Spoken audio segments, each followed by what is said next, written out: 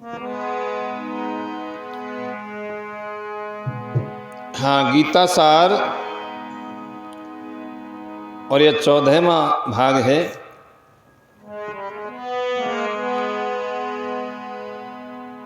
और आज 14वें भाग में श्रीमद् भगवद गीता के प्रथम अध्याय का प्रथम श्लोक इसकी व्याख्या करेंगे। लेकिन उससे पहले गीता की भूमिका। पांडवों के राजसूय यज्ञ में उनके महान ऐश्वर्य को देखकर दुर्योधन के मन में बड़ी भारी जलन पैदा हो गई और उन्होंने शकुनी आदि की सम्मति से जुआ खेलने के लिए युधिष्ठिर जी को बुलाया और छल से उनको हराकर उनका सर्वस्व हर लिया। अंत में यह निश्चय हुआ कि युधिष्ठिर आदि पांचों भाई द्रौपदी सहित 12 वर्ष वन में रहे और 1 साल छिप करके रहे। 1 साल का अज्ञातवास यानी 13 वर्ष का वनवास हुआ। 13 वर्ष तक समस्त राज्य पर दुर्योधन का आधिपत्य रहे और पांडवों के 1 साल के अज्ञातवास का भेद न खुल जाए। 13 वर्ष के बाद पांडवों का राज्य उन्हें लौटा दिया जाए। इस निर्णय के अनुसार 13 साल बिताने के बाद जब पांडवों ने अपना राज्य वापस मांगा तो दुर्योधन ने साफ इनकार कर दिया। उन्हें समझाने के लिए द्रुपद के ज्ञान और अवस्था में वृद्ध पुरोहित को भेजा गया, परंतु उन्होंने उनकी कोई बात नहीं सुनी। तब दोनों ओर से युद्ध की तैयारी होने लगी। भगवान श्री कृष्ण को रण निमंत्रण देने के लिए दुर्योधन द्वारका पहुंचे। उसी दिन अर्जुन भी वहां पहुंचा। दोनों ने जाकर देखा भगवान अपने भवन में सो रहे हैं। उन्हें सोते देख करके दुर्योधन उनके सिरहाने एक मूल्यवान आसन पर जा बैठे और अर्जुन दोनों हाथ जोड़ करके नम्रता के साथ उनके चरणों के सामने खड़े हो गए। जागते ही भगवान ने अपने सामने अर्जुन को देखा और फिर पीछे की ओर मुड़कर देखने पर सिरहाने की ओर बैठे हुए दुर्योधन दिख पड़े।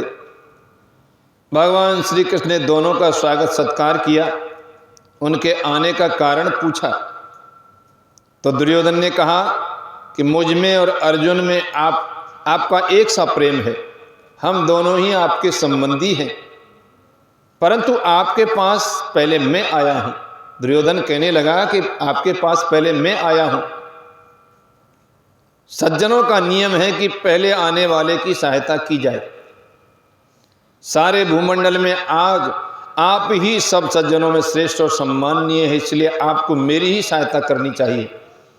भगवान ने कहा निसंदेह है आप पहले आए हैं, परंतु मैंने पहले अर्जुन को देखा है, क्योंकि अर्जुन मेरे सामने खड़ा था, इसलिए मैं दोनों की सहायता करूंगा। परंतु शास्त्रानुसार बालकों की इच्छा पहले पूरी की जाती, इसलिए पहले अर्जुन की इच्छा ही पूरी करनी चाहिए। मैं 2 प्रकार से सहायता करूंगा। एक ओर मेरी अत्यंत बलशालिनी नारायणी सेना रहेगी और दूसरी ओर मैं युद्ध न करने का प्रण करके अकेला रहूंगा। मैं युद्ध नहीं करूंगा, अकेला रहूंगा निशस्त्र। मैं शस्त्र का प्रयोग नहीं करूंगा। अर्जुन धर्मानुसार पहले तुम्हारी इच्छा पूर्ण होनी चाहिए। अर्जुन से कहा कि तुम क्या चाहते हो, मुझे चाहते हो या मेरी नारायणी सेना को? अतएव दोनों में जिसे पसंद करो मांग लो। इस पर अर्जुन ने शत्रुनाशन नारायण भगवान श्री कृष्ण की मांग की। भगवान श्री कृष्ण को मांग लिया, हे प्रभु मुझे तो आप चाहिए। तब दुर्योधन ने उनकी नारायणी सेना मांग ली और उसे लेकर बड़ी प्रसन्नता के साथ हस्तिनापुर को लौट आए। अतः इसके बाद में भगवान ने अर्जुन से पूछा, अर्जुन जब मैं युद्ध ही नहीं करूंगा तब तुमने क्या समझ करके नारायणी सेना को छोड़ दिया और मुझे मांग लिया। अर्जुन ने कहा, भगवान आप अकेले ही सबका नाश करने में समर्थ हैं, तब मैं सेना लेकर के क्या करता। इसके सिवा बहुत दिनों से मेरी इच्छा थी कि आप मेरे सारथी बने। अब इस महायुद्ध में मेरी उस इच्छा को आप अवश्य पूर्ण कीजिए। भक्त वत्सल भगवान ने अर्जुन के इच्छानुसार उनके रथ के घोड़े हाँकने का काम स्वीकार किया। इसी प्रसंग के अनुसार भगवान श्री कृष्ण अर्जुन के सारथी बने और युद्धारंभ के समय कुरुक्षेत्र में उन्हें गीता का दिव्य उपदेश सुनाया। अस्तु दुर्योधन और अर्जुन के द्वारका से वापस लौट आने पर जिस समय दोनों ओर की सेना एकत्रित हो चुकी, उस समय भगवान श्री कृष्ण ने स्वयं हस्तिनापुर जाकर हर तरह से दुर्योधन को समझाने की चेष्टा की, परंतु उन्होंने स्पष्ट कह दिया कि मेरे जीते जी पांडव कदापि राज्य नहीं पा सकते। यहाँ तक कि सुई की नोक भर भी जमीन में पांडवों को नहीं दूंगा। तब अपना न्यायोचित स्वत्व प्राप्त करने के लिए माता कुंती की आज्ञा और भगवान श्री कृष्ण की प्रेरणा से पांडवों ने धर्म समझ करके युद्ध के लिए निश्चय कर लिया। जब दोनों ओर से युद्ध की पूरी तैयारी हो गई, तब भगवान वेदव्यास जी ने धृतराष्ट्र के समीप आकर उनसे कहा कि यदि तुम घोर संग्राम देखना चाहो तो मैं तुम्हें दिव्य नेत्र प्रदान कर सकता हूं।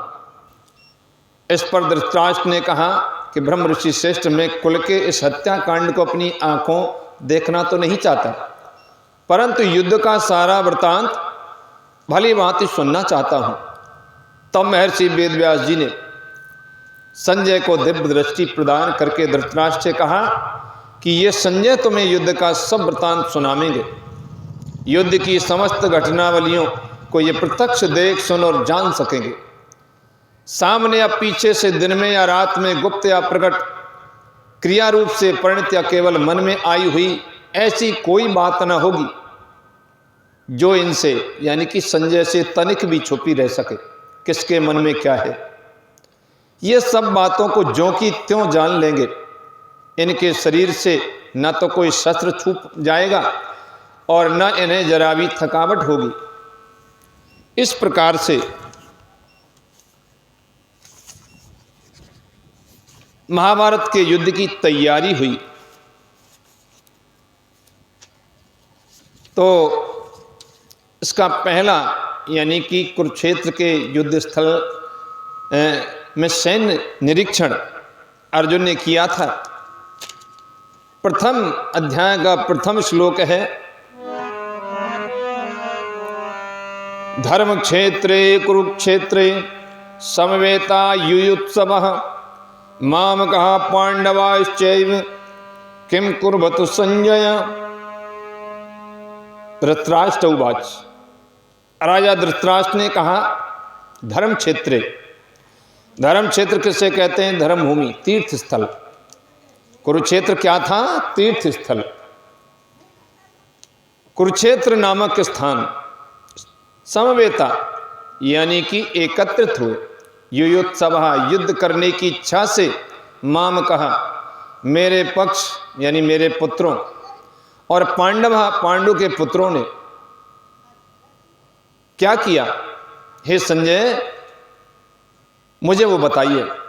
धृतराष्ट्र ने कहा, संजय धर्मभूमि कुरुक्षेत्र में युद्ध की इच्छा से एकत्रित हुए मेरे तथा पांडु के पुत्रों ने क्या किया? वहां क्या हो रहा है? सारा वृत्तांत मुझे स्पष्ट समझाइए। तो प्रश्न उठता है कि कुरुक्षेत्र किस स्थान का नाम है और उसे धर्म क्षेत्र क्यों कहा जाता है?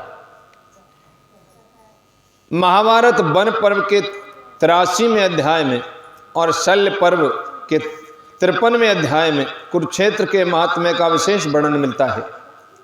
वहां उसे सरस्वती नदी के दक्षिण भाग और दृष्टद्वती नदी के उत्तर भाग के मध्य में बतलाया गया है।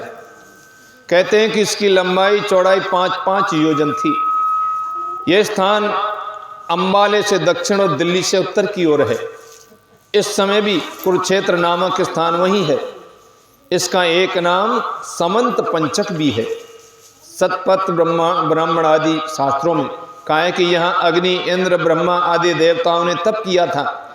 राजा कुरु ने भी यहाँ बड़ी तपस्या की थी तथा यहाँ मरने वालों को उत्तम गति प्राप्त होती है, ऐसा कहा जाता है जहाँ महाभारत का युद्ध हुआ था। भगवत गीता एक बहुपठित आस्तिक विज्ञान है जो गीता महात्म्य में सार रूप में दिया हुआ है। इसमें यह उल्लेख है कि मनुष्य को चाहिए कि वो श्री कृष्ण के भक्त की सहायता से संवीक्षण करते हुए भगवद गीता का अध्ययन करे और स्वार्थ प्रेरित व्याख्याओं के बिना उसे समझने का प्रयास करे।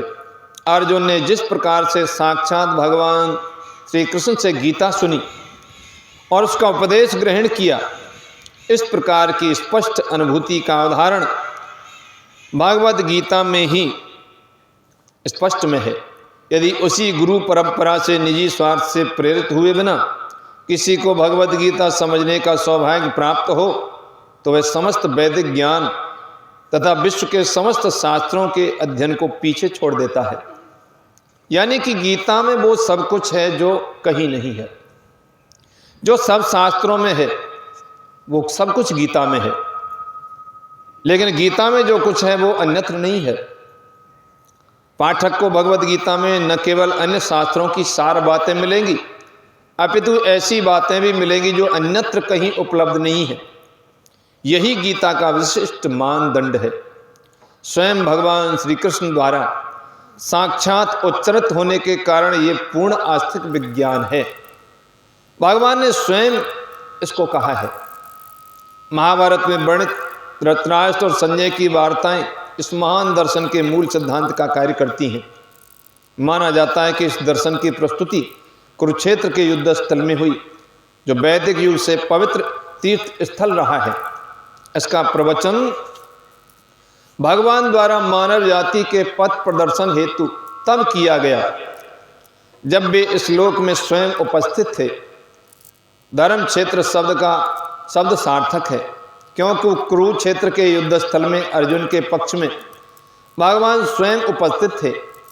कौरवों का पिता धृतराष्ट्र अपने पुत्रों की विजय की संभावना के विषय में अत्यधिक संदिग्ध था।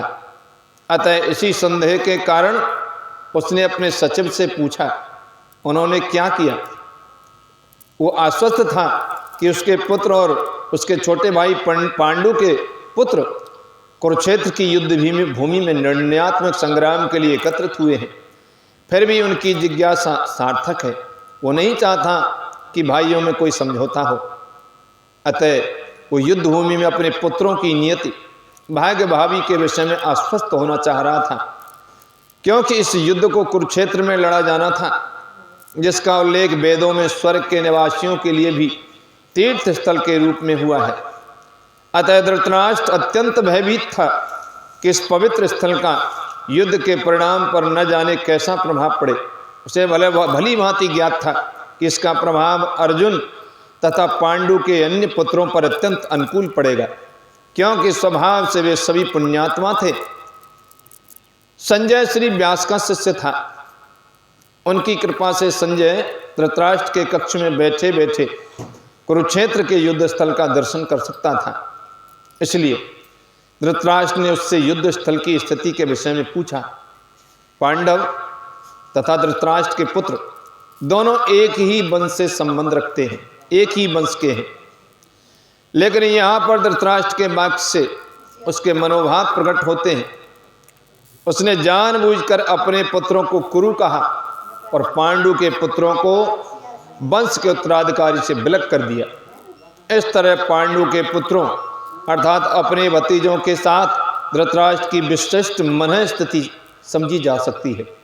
जिस प्रकार धान के खेत में अवांछित पौधे को उखाड़ दिया जाता है, उसी प्रकार इस कथा के आरंभ से ऐसी आशा की जाती है कि जहाँ धर्म के पिता श्री कृष्ण उपस्थित हों, वहाँ कुरुक्षेत्र रूपी खेत में दुर्योधन आदि धृतराष्ट्र के पुत्र रूपी अवांछित पौधों को समूल नष्ट करके युधिष्ठिर आदि नितांत धार्मिक पुरुषों की स्थापना की जाएगी।